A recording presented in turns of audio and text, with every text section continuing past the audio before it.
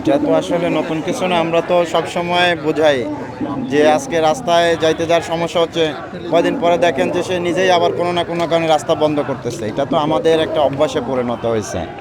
এই কারণে আমরা তো বলি এখন আমাদের আসলে রাস্তা বন্ধ করা বা খুলে দেওয়া তো আসলে পুলিশের হাতে সব সময় থাকে না, এটা তো আপনিও জানেন।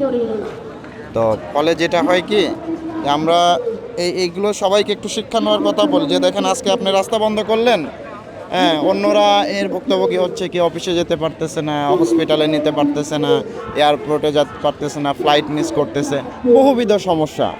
ওদের স্বপ্ন পূরণে পাশে থাকতে পেরে আমরা গর্বিত।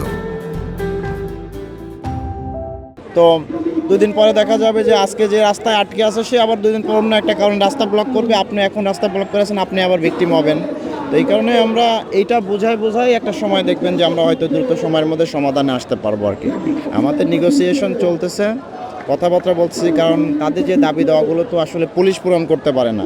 পুলিশ যেটা করতে পারে যে বুঝিয়ে শুনিয়ে যাতে বিশৃঙ্খল পরিস্থিতি মানে নিয়ন্ত্রণের বাইরে যাতে না যায়, বড় ধরনের কোনো ধরনের বিশৃঙ্খল ঘটনা না ঘটে, এইটা আমরা করতে পারি। তারপর একটা সময় গিয়ে তো স্বাভাবিকভাবে আমরা এটা সরাইতে সক্ষম হবে ইনশাল্লাহ, তবে সেই পর্যন্ত আমাদের সময় দিতে হবে। মানে জুয়েল ভাই আপনি Thank you. কাজ করছেন, একজনকে আটকও করেছেন, জি। এই বিষয়টিকে শিক্ষার্থীদেরকে বলেছেন?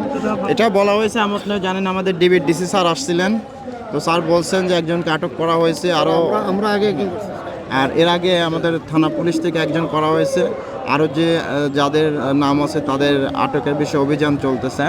তো আমাদের পক্ষ থেকে আমাদের যতটুকু সামর্থ্য আমরা সর্বোচ্চ করেছি, যেহেতু ছাত্রদের দাবি দেওয়া, তারা তরুণ ইয়াং, তাদের দেশে অনেক অবদান আছে, সুতরাং তারা তো সব কিছু দ্রুত সময়ের মধ্যে চায়, তা আমরাও দ্রুত সময়ের মধ্যে সমাধান করার চেষ্টা করতেছি আর কি।